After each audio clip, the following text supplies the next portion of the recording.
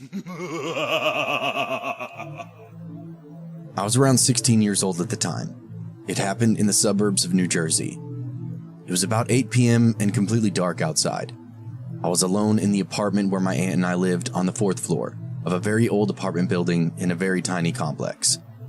When you looked out the living room window, they looked down on the parking lot. The walls were paper thin, and the windows seemed to be single pane because you could hear everything going on out there. You could especially hear when a car arrived.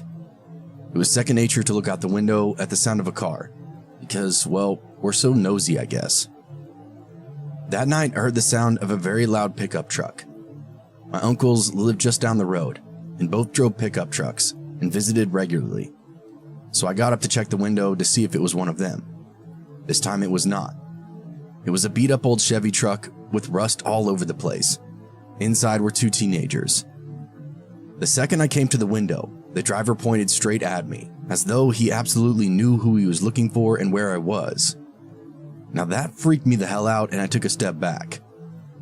I was about to walk into the other room and just try to shake it off, when there was a pounding on the apartment door. All I could think was, the hell? I walked over to the door as quietly as I could, trying to step on the rug and not the wood floor. I leaned to the door without touching it. I held my breath as I looked through the peephole. I couldn't believe what I was now seeing. Out there in the stairwell were 2 very agitated-looking teenage boys.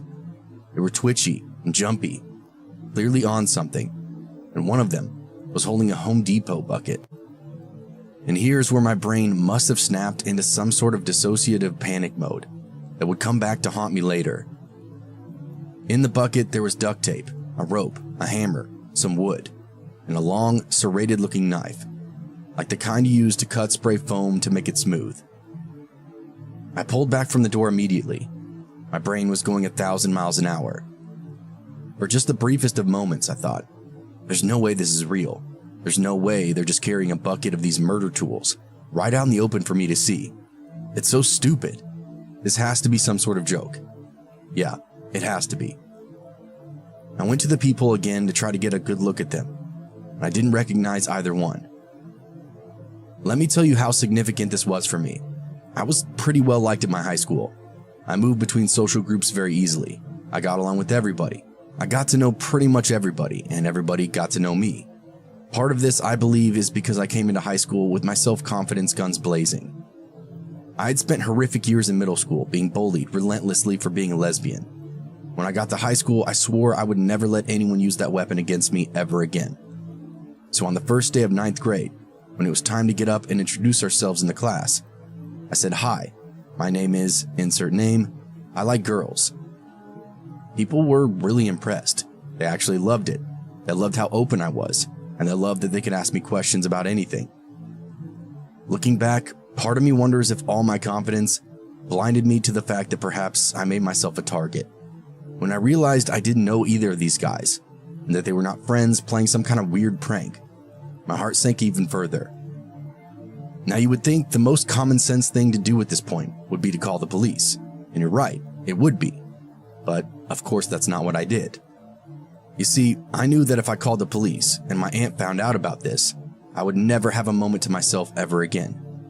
My aunt was already hyper-paranoid about child abductions. Pretty much anything she could ever watch on a Lifetime movie turned into concrete fear for her every day. I can't tell you what it took to convince her that I, a 16-year-old, would be okay in an apartment by myself for a few hours in the evening. But of course, my selfish, stupid teenage brain put that in priority over, staying alive. Through the peephole, I could see that one of them had stopped bouncing and twitching, long enough to slowly lean his head towards the door, trying to listen for movement inside. I knew this was my chance.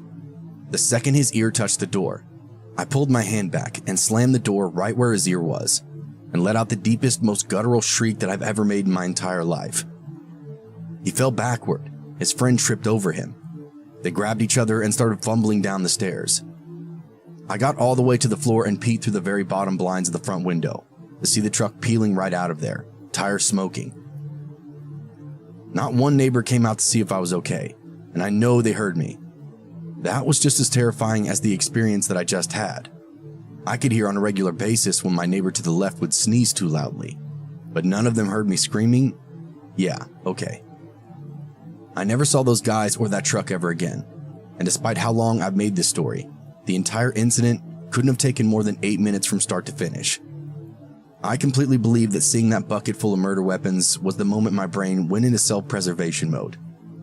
And because there was no aftermath, because there was no repercussions, and because I didn't talk to this about anyone, it started to feel even less real as time moved on. I questioned it over and over. Did this really happen to me? But I know it happened. It was just so damn weird and unexpected that my brain didn't have the neat little compartment to put it in. The pestering question is why? Was it actually random? Or was it actually targeted? And they even know that I was home alone. This story happened when I moved back to Tokyo from the US in 2016. I'm originally from Japan, but my parents and I moved to the United States when I was just 6 years old.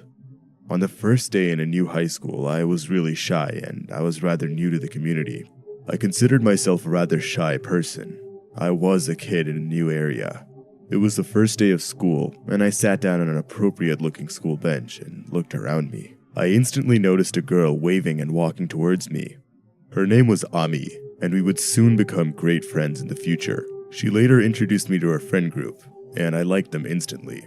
They were very positive and extremely nice to me. Their names were Suki and Rumiko. Before I knew it, I had already found myself a new home. It felt like I was living there my whole life. One sunny day, we were having a picnic during our lunch break. Eventually, the conversation shifted towards urban legends. Suki started telling us about these, and she said they were allegedly real. She told us a scary story about a girl who appeared to be cut in half. Many people reported seeing her at night. Essentially, people claimed they saw a ghost girl with her guts hanging visibly out of her body. While this obviously terrified me, I was always the skeptical kind towards folklore and legends.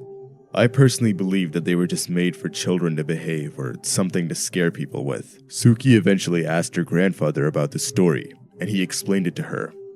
Apparently, this thing was called the teke-teke. Legend had it that a girl was murdered by her classmates on a railroad. Her body was cut in half when they left her on the rails, and a train ran her over. And now, the ghost haunts people who walk by railroads at night. Suki eventually told us this, and there was a short silence. We all looked at each other and laughed out loud, except for Suki. She was dead serious. I told her that she'd been watching too many horror movies, and that things like this just don't exist in real life. We giggled a bit more, but Suki's face remained stone cold. She really believed it. I commended Suki's efforts to scare us, but let her know promptly that she failed. She rolled her eyes, and she seemed visibly upset. I knew she was a big fan of this stuff, but I never thought she'd believe it. She then told us, "Okay, if you girls are so sure that it's fake, why don't we go test it ourselves? We don't have anything to lose, right?" My laughter stopped immediately. While I didn't believe in the legends, I was still hesitant to go out in the middle of the night to some abandoned area. I was willing to prove that ghosts didn't exist, but not that badly. I had no problem proving Suki wrong, but crazy people and animals in the middle of the night were an actual threat. So, are we going to some abandoned canal or sketchy location to prove this? I asked Suki. No, the trial will take place in our school, Suki said. I let out a sigh of relief. I mean, it was our school. We've all been there before, and there's plenty of people at all hours. So, what will we do? I asked Suki. Suki told us that we would be trying to summon a girl named Hanako-san. The urban legend regarded a girl who committed suicide on the third stall of the third floor of her school. We would have to enter that stall of our school, say her name, and punch 3 times on the stall doors. Then, she might appear. We decided to meet after our extracurricular activities in a third-floor toilet at around 7 p.m. For context, I joined a few classes where I volunteered to help my art teachers at school. It was a great way to spend my free evenings. Making origami and hanging out with people my age beat being bored at home any day. The extracurricular itself ended at around 7 p.m., so it was a perfect time to meet with the girls in the bathroom. There really weren't going to be any kids to bother us, and the school was technically open at this time. And so we proceeded with our plan. Roughly after 7 p.m., we met in the toilet. Suki had already prepared a few candles and warned us not to turn on any lights. She had her hood up. It was already giving me the creeps. We stood in a circle and looked at each other with straight faces. It was starting to look like some sort of cult. At this point, I was already getting creeped out. She rose her finger to her mouth and let us know that we were supposed to be silent during this whole time. She then took a red pencil out of her bag and drew something on the third stall. She told us quietly to hold each other's hands, and we did. We held each other's hands tightly, and Suki started mumbling something under her breath. She then said loudly 3 times, "Hanako-san, can you hear me?" I closed my eyes out of fear. At this point, I even started to doubt myself and believe that something might actually appear. My heart was racing and my palms were sweaty. My legs started to give out. I slowly opened my eyes. Nothing was there. Suki tried a few more times, but after a few more minutes she gave up and we left the stall. I was beyond relieved. Nothing happened. I looked at the other girls and they seemed a bit spooked but relieved as well. Suki finally gave in and said maybe we were right. She put out the candles and we packed our stuff and left. It was already dark outside and I knew my mom would be mad. I forgot to text her earlier that I would be later than usual. When we left school, I tried to reach inside my backpack and find my phone to text my mom. I shuffled around, but it wasn't there. Damn it, I must have left it on the windowsill of the bathroom. I looked up at that bathroom window, and the thought of going back in there sent chills up my spine. I eventually excused my friends and ran into the building. There was no one there except for me and the janitor working the late shift. I went up the stairs and slowly went by the bathroom doors. There was a dead silence by the opening. No lights were on. I was afraid to go in there. I heard a rumbling noise from the inside. No way I'm going in there, I told myself. But I stopped for a second and thought about it. I'm not gonna leave my phone in there. If I allow that to happen, someone's just gonna take it the next day. And what, I'm gonna allow that to happen because of something fake? And what would I tell to my mom after losing a $1,000 phone? No way. I'm going in. I walked in and saw my phone straight away at the end of the bathroom. I tried turning on a light, but it wasn't working. That's weird. I had no time to waste, so I ran quickly to get my phone. I was happy to have it. But before I turned around and waved to my friends outside, I heard a thudding sound behind me. This time, twice as loud. It was coming from the third stall. I was paralyzed by fear. I looked up and down the stall and spotted a brown robe swinging over it. There was blood coming out from the bottom of it. I didn't want to see anything more. I ran out of the toilet as fast as I could, never even thinking about looking back. I told no one about it and tried to block it from my mind. If it really happened, this would destroy my mental health and the perception of my world. It couldn't be true. I couldn't have seen a real ghost. It can't be. As I came back home, I tried to go to sleep, but I couldn't close my eyes. I was so afraid she would come to me. I was up all night on guard, looking around my room. I even had a nightstand lamp turned on because I couldn't see the whole room clearly. I felt like a wreck the next day. My mom tried to ask me what's wrong.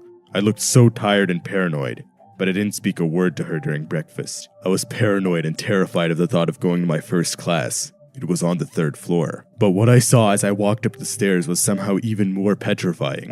The toilet doors were blocked by a few police officers, and around them was yellow police tape. One of my friends approached me and told me about a horrific incident.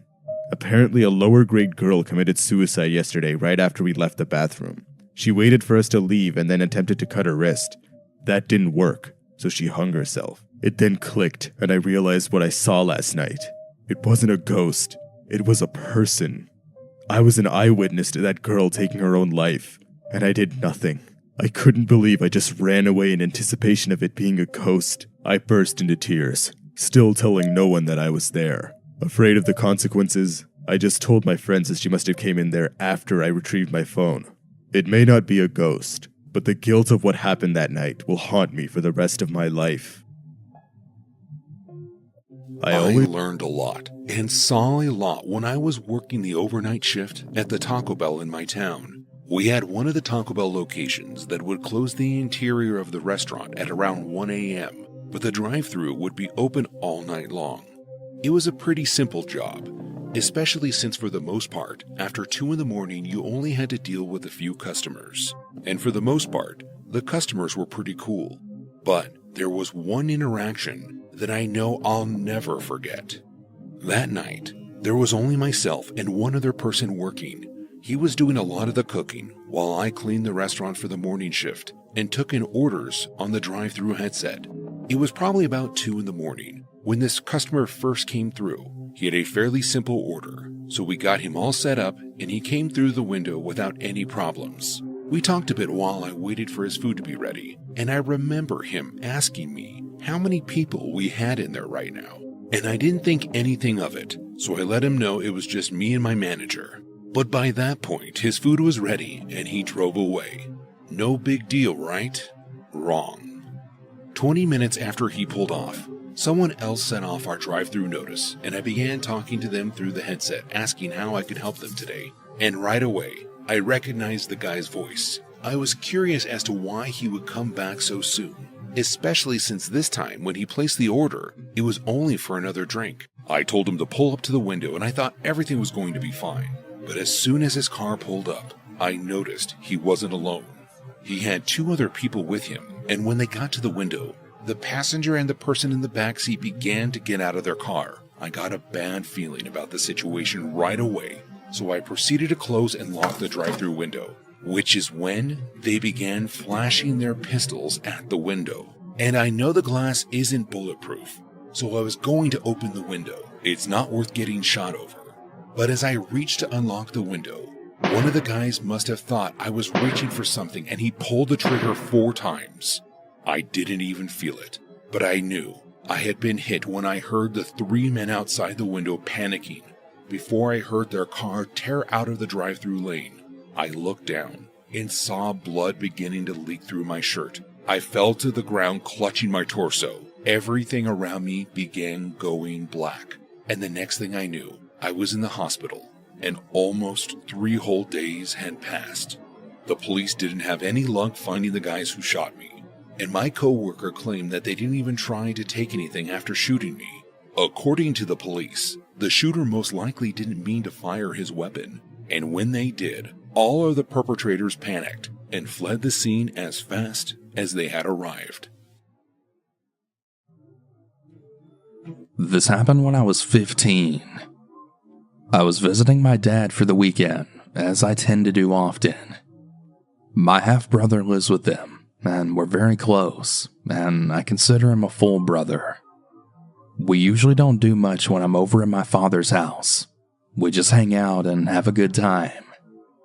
Me and my brother play video games in his room mostly, and this time was no different, until later in the story. Earlier in the day, my dad had some friends over, and we were all outside. We were playing some basketball in the back with all the adults.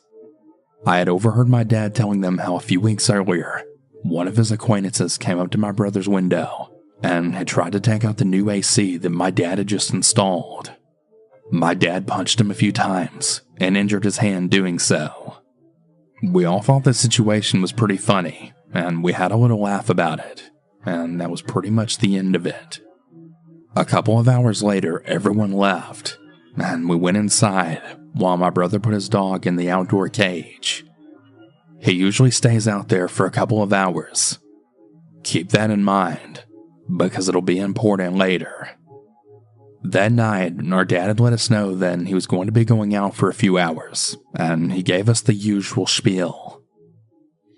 Don't open the door for anyone you don't know. Remember to bring the dog back inside, and don't f*** anything up. And yes, those were his exact words. We gave him the okay, and he was off. Me and my brother were in his room playing some video games and watching some YouTube when the doorbell rang. Me and him just looked at each other, and I told him to go look out the window next to the door and see who it was. I continued playing the game, and I heard my brother open the door. So I assumed it was someone we knew. About a minute went by when I heard it close again, and my brother walked back into the room. I had asked him who it was, and he told me it was Roy. He was the one who my dad beat up. At that point, I was getting a little nervous, and I got upset with my brother for even opening the door for him after what he did. I was confused, and I had asked him why he did that. I had told him what happened, and his face then turned into a look of worry. I then asked my brother what he was talking to Roy about. He went on to explain that Roy had asked if our dad was home. Unfortunately, my brother said no, and Roy just left without saying a word. I can't blame my brother for telling him, because he didn't know at the time. My brother then ran to the kitchen and grabbed 2 knives just to be safe. We closed the bedroom door and we continued playing games. About 15 minutes later, we thought we heard some noises coming from outside. Now, we had the window cracked open because it was summer, and my brother's room always got boiling hot. We both walked over and then slightly peeled open the curtains, but we didn't see anything. We just blamed it on the paranoia getting to us, and then one of the scariest moments of my life then happened. The bag motion sensor light turned on, and the dog started to bark extremely loud, as if the barks were directed at something or someone. Me and my brother's eyes grew 10 times in size. Not only did we forget the dog, but there was something in the backyard. We knew it was a person due to the Roy situation, and the fact that it takes a lot of movement to activate the motion light. We tried to wait it out to see if the dog would start barking, but it didn't. So we then knew we had to go out there and get him. With knives in hand, both me and my brother carefully made our way outside. I was watching him in the door while I grabbed the dog. The dog was facing away from the house deeper into the yard where the light didn't hit, so we knew where whoever was out there was. Just as my brother got the dog untied and was about to run back inside, Roy jumped out from the darkness with a hatchet from my dad's shed, running full speed toward my brother. I screamed at him to look out, but he caught his arm, as my brother struggled to keep Roy from lowering the hatchet onto him. I then ran over and slit Roy's arm with a knife. He dropped the hatchet and then screamed in pain. Me, my brother, and the dog all ran inside and locked everything down. We considered calling the police, but in the end, we decided not to. It would just be one of those things that we always kept between us and no one else. But nonetheless, this is still one of the scariest things that's ever happened to me and my brother, and I really hope no one else has to experience anything like it.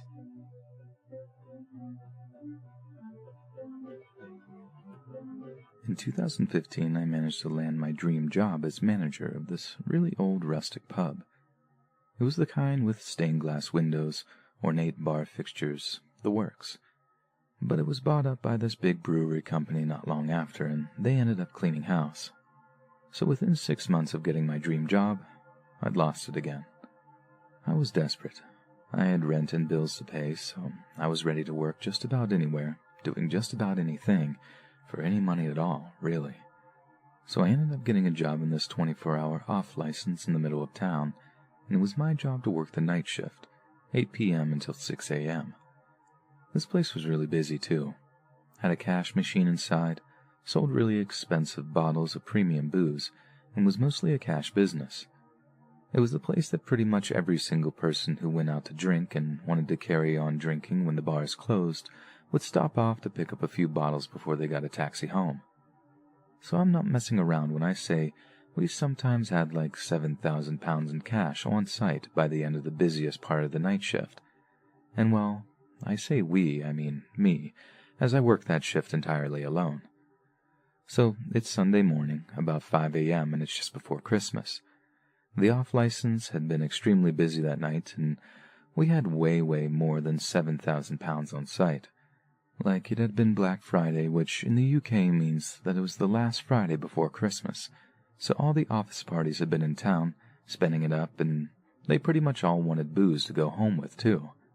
There were queues going out the door at one point. Seriously, it was one of the busiest shifts I've ever worked, including in pubs. So by the time it started to quiet down, I was ready to collapse. I remember just sort of resting my head on the counter at one point, thinking I could have actually fallen asleep right then and there. Then I hear the little beep at the door opening. And although I'd rather have flushed my own head down the toilet than serve another drunk customer at that point, I get ready to serve one more person. I look up, and in front of me is this bloke who seems alarmingly sober. Like almost everyone who walked in during those Saturday night shifts were rotten drunk, eyes all glazed over and bloodshot, slurring their words, but this guy is shockingly lucid, which was dead weird. He also keeps his hands in his jacket pockets the whole time he's talking. But it gets even weirder when he greets me by name.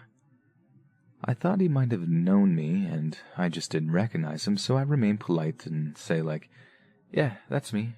How do you know that?" Then he once again refers to me by name and follows up by telling me where I live.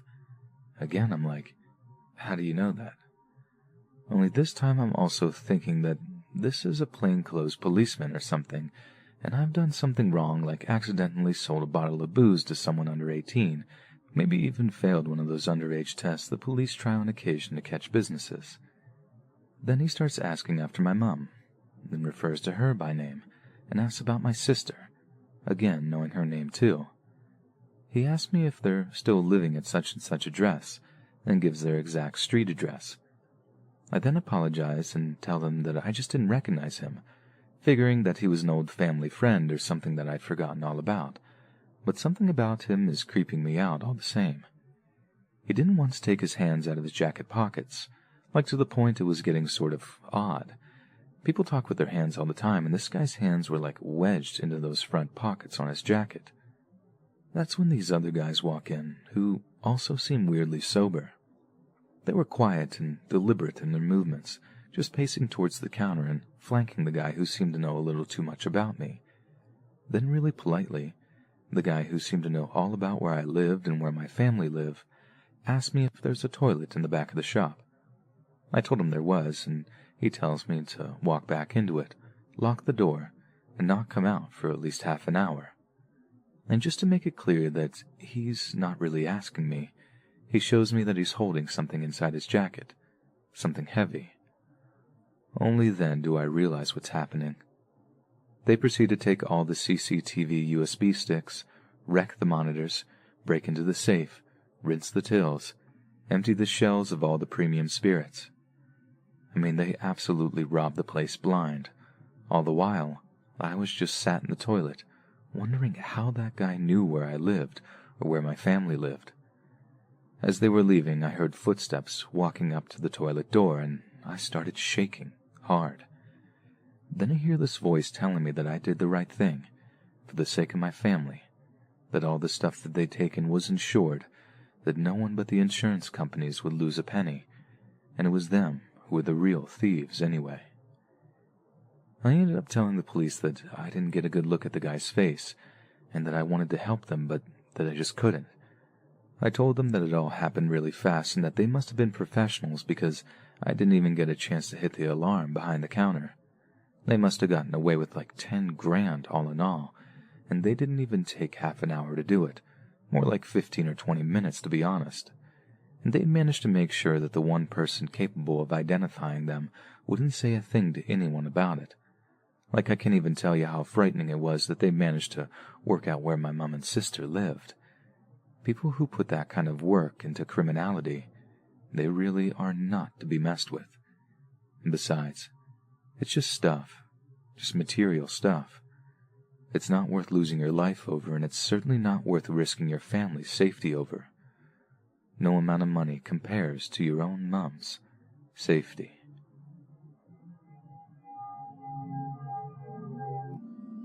This took place in October of 2012 when I was 16 years old. For context, I'm a female. I stand 5 foot and am certainly petite. I mention this as this will be important in the story later on. I had gone to visit my grandparents that lived in this really cute cottage in a small town of North Carolina. The name of the town won't be mentioned as I don't want this incident spreading around that town. If I could remember correctly, it was a Friday night and my grandparents had gone out shopping for Halloween decorations. While they never celebrated Halloween, they did enjoy the vibe of it and would commonly give out candy to trick-or-treaters. For some reason, I didn't want to go with them and told them I'd stay here to play on my DS. Back then, the DS was one of the best toys of the year, and everyone and their grandma had one. So they leave, and I have the house to myself and try to make the best of it, as I'm almost never home alone. At around 8 p.m., I'm playing on my DS as usual when I get a knock at the door. Assuming it was probably my grandparents back from their errands, I rushed to the door and opened it, but instead saw some guy. He looked normal, although a bit nervous, and asked me if my parents were home and that he was here to fix the water heater. I stupidly said that I was alone, and he gives me this wicked smile that sent chills down my spine. I then tell him that he could come back when they were here, and he then puts his foot in the door saying that he could just do it now. At this point, I was clearly uncomfortable, and I'm pretty sure he noticed that I was. Being only 16, I knew what was happening, but I couldn't resist him even if I tried. Like I said, I'm petite, so I wasn't just gonna push him away. However, the more I tried to resist him, the more angry he got, as he wasn't taking no for an answer. Now, I'm not one to be rude, but I was intimidated by him, as not only did he appear to be angry, but he was also huge. Not knowing what to do, I was about to run inside the house, but that's when I see a car pull in. It was my grandparents, and my grandpa immediately took notice as to what was going on. He steps out of the car and yells at the man to leave or he won't hesitate to blow his brains out. I see this man bolt away from the house down the road, disappearing into the night. After that, I remember them calling the sheriff, but I'm not sure if he ever got caught. The crime rate was very low in this town, so for something like this to happen was extremely rare. I thank my grandparents for arriving when they did. If they had arrived even a minute later, God only knows if I'd even be writing this or not.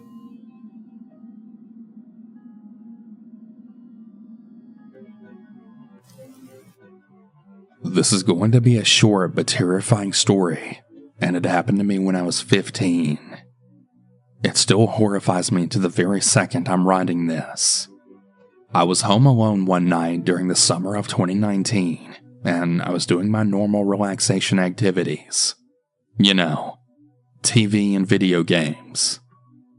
My parents were out on a date, and my older brother was at his friend's house, and I had no pets. I was playing Battlefront 2 when I heard two guys talking outside my window. My window was facing the backyard, so it kind of scared me. I turned off my Xbox and then looked out my window. What I saw made my heart beat itself right out of my body. I saw 6 guys in my backyard armed with machetes and wearing these weird cat masks, and they were about to break my window with this giant rock. I grabbed my phone, ran into my room, locked the door, and then called my dad. I told him what was happening, but for some reason, he didn't even believe me. I was furious, so I then hung up on him and called 911. By then, I could hear the men in my house, and they were talking in a language that sounded like Russian. The operator then told me that the officers would be there soon, and to stay where I was. She then told me to hang up, which I did. It wasn't even a minute later that I heard 2 pairs of footsteps coming up the stairs, and then to my room. They tried the doorknob, and when they realized it was locked, they then yelled something to the other men. They then started bashing at the door and kicking it, and then I think they actually tried cutting it open with their machetes. They eventually gave up, and I then heard a window outside my room opening, so I guess they escaped. I just stayed in my room when I then heard a man shout, "Police!" I opened my door and rushed downstairs when I saw 3 cops in my living room. They told me the place was clear and that it was safe. They called my parents, and this time they actually believed it and came home. The cops had actually told us that this wasn't the first time this happened, and that within the last week only, there had been 3 other incidents exactly like this. This only made me angrier with my dad, as since this had happened before, he should have believed me even more, but still didn't for some reason. I didn't talk to my dad for days before he finally made it up to me. Parents, please believe your children when they come to you with things like this. It isn't something to be taken lightly. For a little context, I am currently a senior in college and live off campus with my two best friends. This time of year, particularly around Thanksgiving, my friends try to help me stay busy as it is typically a difficult time for me. My mother left our family the week of Thanksgiving when I was 8 years old, and my dad passed away 5 years ago on November 22nd. So as I said, it's a pretty easy time of year to get myself down in the dumps if I don't stay active. Every year for the last 3 or 4 years, I have gone to one of my friends' houses to celebrate Thanksgiving with their families. But this past year I decided I wanted to just stay home and have a mellow long weekend. I figured I could catch up on work as well as my schoolwork, which was pretty far behind. My roommates and I didn't live particularly close to the university. We lived in a suburb about 15 to 20 minutes outside of the school. This was nice because we didn't ever have to host any parties. We could just attend them near campus and head back home afterwards. Anyways, there was one house on our street that didn't quite match the others. It wasn't that the house was worse than the others, but it had no landscaping and desperately needed a fresh coat of paint. My roommates and I knew the owner as he introduced himself when we moved in a few years back. His name is Jacob. He's about 5'6" and probably weighed 100 pounds soaking wet. Every time we've had an interaction with him, he was always very nice and polite. He even helped us fix our porch light when it broke last summer. He seems to be very cordial with everyone in the neighborhood and has helped numerous people with small handy jobs similar to the one I just mentioned. On the Wednesday night leading up to Thanksgiving, my two roommates went back to their families' houses in their hometowns. They both asked several times if I was 100% sure I wanted to spend Thanksgiving alone and that I'd be fine by myself. I honestly thought I would be, and thought perhaps enough time had passed that I could just focus on other things and not dwell on the past. I stocked up on Mountain Dew so I could stay awake after my assignments to play some PlayStation. At about 9 or 10 p.m., I went up to my room to throw on some sweatpants and grabbed a blanket for my bed. I glanced out my window and saw Jacob sitting on his front porch with the two porch lights on. I didn't think anything of it and went downstairs into the kitchen and made a peanut butter and fluff sandwich. I would say I was in the kitchen for probably about 5 minutes or so, finishing eating and doing a few dishes. When I finally sat down to play some games, I thought I heard something hit the front bay window, so I went to take a look. At first, I didn't see anything, but then noticed that Jacob had now turned the porch lights off and was standing on his front lawn, staring at the house with his head tilted like he was looking towards the windows upstairs. A little creeped out, I tried calling one of my friends who knew I was still in town to see if she wanted to meet up or stop over to hang out for a little bit. She didn't answer, so I sat on the couch for a couple of moments trying to figure out what to do. He was still standing there staring and seemingly moving a few feet closer to our property each time I looked. I wasn't sure what to do. I couldn't call the cops. He hadn't done anything except freak me out a little, and to this point, he hadn't even stepped on my property. After another few minutes, I looked out the window again and saw Jacob now on our lawn looking at the corner of the house. At least that's what it looked like he was staring at. At this point, I wasn't sure what his intentions were, and I didn't want to find out. Perhaps I was blowing this out of proportion, but I was legitimately scared. I grabbed my keys and phone and a few other items, thinking I would just drive to campus. Maybe the library was still open, even though we were off for the holiday. I kept all the lights on so I didn't seem like I was leaving and decided I was going to sneak out the back door. As I quietly sneaked through the yard, I turned the corner to quickly get to my car, and there was Jacob, standing in our driveway. I asked him what he was doing in the driveway, and he put his finger over his mouth to make a shh noise. I slapped him as hard as I could and made a run for it past my car. My instincts and adrenaline told me to just run until I found someone or someplace else. As I got about a block or two down the road, I saw a bunch of cop cars pull up towards the area of my house. Confused, I began to go back towards my house, thinking perhaps another neighbor saw Jacob stalking outside of my house and called the police. As I approached the house, one of the officers asked my name and if this was my residence. I confirmed the information, and what I heard next is still the most horrifying and disturbing information I had ever received. The officer stated that Jacob reported that he was on his porch when he saw me from across the street. He saw me walk out of my upstairs bedroom, and as I walked away out of the room, he saw a man come out of my closet. Apparently that was why Jacob was looking into my room when I saw him the first time, and also why he was looking at the corner of the house. He was following the intruder who was now walking into my roommate's room. When I last saw him outside my house before I slapped him and ran in terror, Jacob stated that the random guy in my house had made it to the downstairs. Jacob was trying not to make any noise as not to alert the person inside, fearful he could be violent or dangerous. As soon as he saw the man in the house, Jacob called the authorities and did his best to try and defuse the situation and not bring any alarm to myself or the intruder. The person inside the house was arrested and taken away. He didn't have anything on him other than a knife, so it is unclear if he was attempting to rob the home or was planning something more sinister. Either way, I couldn't express to Jacob how much gratitude I had for what he did.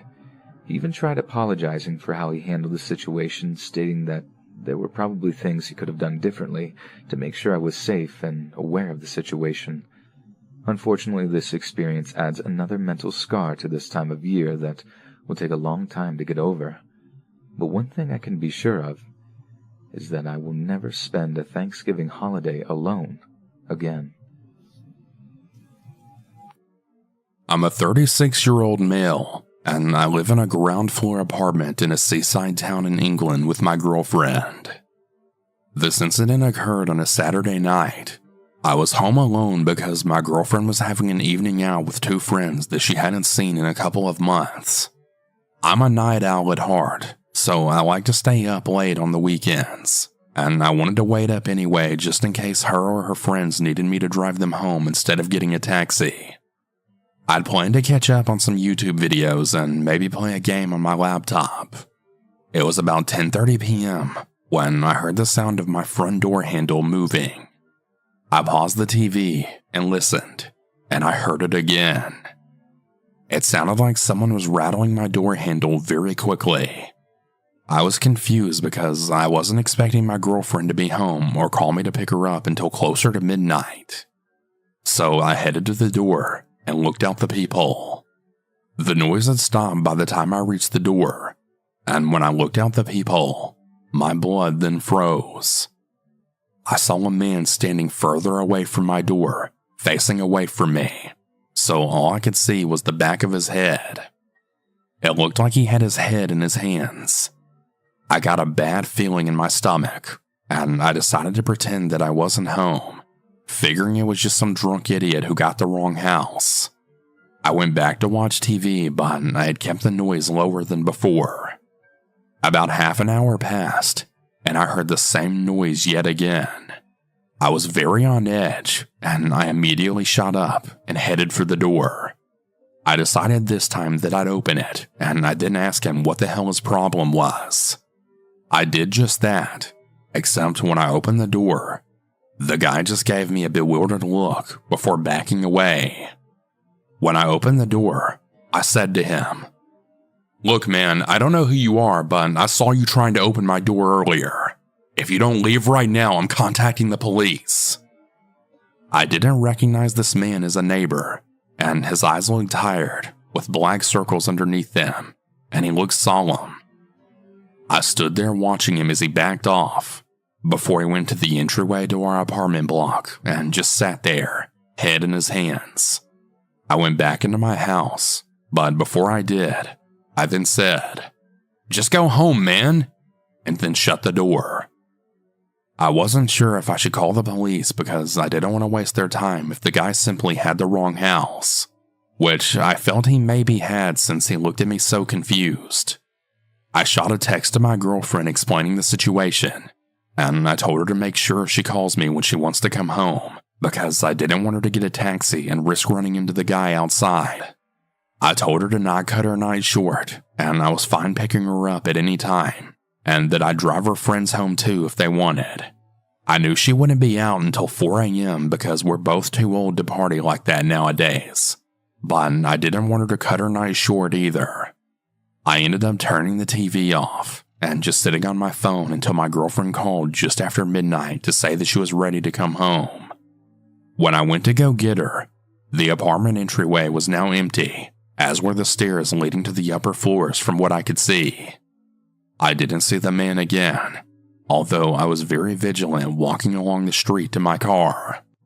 When my girlfriend and I got home, she told me that she thought that he was probably just a drunk and trying to get into a friend's house. And I agreed. Although to me he looked more tired than drunk. But I guess you never really know. I have no idea if he knew someone in our apartment block or if he really was trying to do something more sinister. I just hope that he never comes back. And I'm really glad that we always kept our front door locked and bolted. Because if I had it unlocked that night, he could have waltzed it right in and done God knows what. At the time, I had just turned 12. I had never been left home alone before, and I was really excited to finally be home alone without adult supervision. I began the night by binging movies and playing games on the PlayStation, which my parents had bought me for Christmas. It was still very early in January when this happened. My town had been experiencing a harsh winter that year. It was snowing heavily outside to the point that if you looked outside, you wouldn't even be able to see. I had just put in a frozen pizza in the oven when the doorbell rang. My parents had always told me to not answer the door for anyone because they have a key and they wouldn't need to be let in. I was a curious kid, so despite my best judgment, I went to look out the peephole. However, when I did so, there was no one there. In all honesty, I just brushed it off as someone had the wrong house and left. The more I thought about it, though, the more suspicious I became. As like I said, it was below freezing and it was snowing outside. I went back to the living room to watch my movies. It's important to note that we had just moved in, and we didn't have any curtains in some of the windows, including the window that looked into our living room. At this point, I heard a loud bang come from the kitchen.